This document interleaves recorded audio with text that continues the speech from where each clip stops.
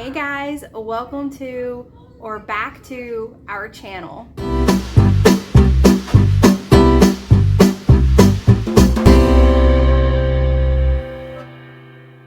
First, I want to say thank you so much to the author and Bramble Publishing, which is a subdivision of Tor Publishers, for sending me this ARC. I always appreciate the ARCs. If you want to send more, my email is in the description below. So I received an ARC in the mail, and I knew it was an ARC because I saw the package outside of my window. I looked at my window and I saw this bright gold package sitting on my porch, and I haven't ordered anything, so I figured it was probably an ARC from the publisher. And in case you don't know, an ARC, A-R-C, stands for Advanced Reader Copy. So publishers and authors will release early copies of books in order to build anticipation and hype and get reviews going about the book to try to pique people's interest. And it's not necessarily a final copy of the book. It's not a final draft necessarily, but it's really, really close. You get the general story. They might make a few tweaks here and there, but ARCs are basically free books that publishers send out in advance of the release date to try to build hype.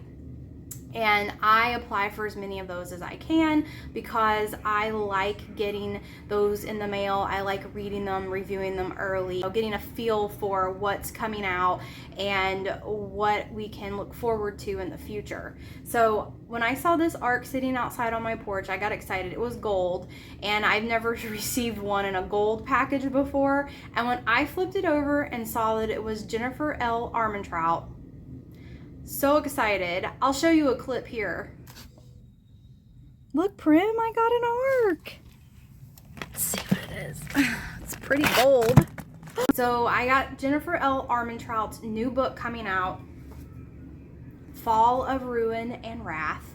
And I've never read her before, but she is very popular for her Blood and Ash series. It's a fantasy romance. This is also a fantasy romance. I do not know if it's going to be a series, but we'll talk about that in a minute. First, I want to talk about the cover of the book.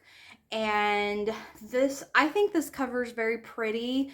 I think it piques my interest. This is definitely a book I would be curious about.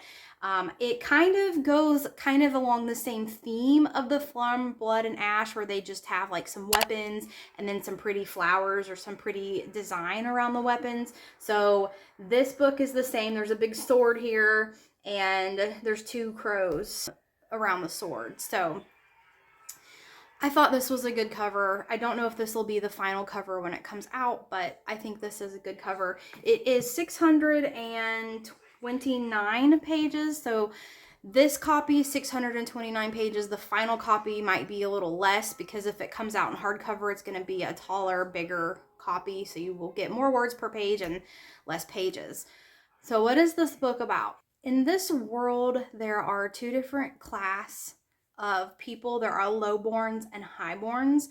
The lowborns are ordinary people. They're poor. They are just workers, and they live kind of like in a lower class. Like, I know you can imagine that. So then there's the highborn, and the highborn include the rays, which are the magical creatures. They're kind of magical giants that sort of run and control the whole world. But underneath these rays is a subclass of highborns that are kind of like lords, and they have a little territory that they kind of rule over, and in their territory are just regular normal people, the lowborns. So there's a little bit of a hierarchy system going on in this book. And Callista is the main character. She is a lowborn orphan. So she was born and her mother gave her up. She has no idea why or anything about her history. As a lowborn orphan, it's a very dangerous world to live in. So she has to move around a lot as a child. And in the process of bouncing around and fending for herself, she finally finds a friend. His name is Grady. And they become best friends, and they just look out for each other throughout their whole lives. Even in this book, the majority of this book takes place in like a present day, and she's an adult. Grady is there with her. They both work for the same employer, and they live in the same palace, and they are just working together. One thing you find out about Callista is she has a power, and she's not a huge magical being like the Ray. The Rays are all magic, so she's not a full Ray where she's completely magic, but she has this sight where when she touches someone, she can kind of see a future around them or kind of pull information from the future that has to do with them. So she sort of has this little power, and she's kept it a secret as much as she can because she doesn't know if it would make her look like a witch, and then people would want to turn on her, prosecute her, maybe even kill her. So she kind of keeps this as a secret. Well, one night she has this feeling that she needs to walk down this certain way and look into this barn. And so she goes and she finds a highborn Ray that is in a terrible situation.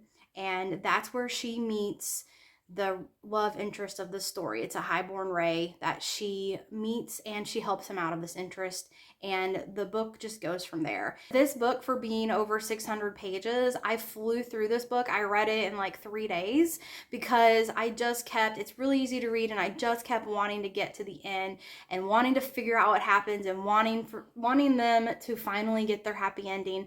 And this book, the book is very cute how it ends, but I felt like it ended a little abruptly, and I'm hoping that there's going to be a number 2. I'm hoping this is going to be at least a duology, if not a series, so that we can learn more about this world, because I just felt like, as far as the world goes, the world building is great, but there's just a lot of unanswered questions that I had. So I really recommend this book. I hope you guys will run out and pick it up. When this book gets released later this year, if you love fantasy romance, you definitely need to run out and get yourself a copy.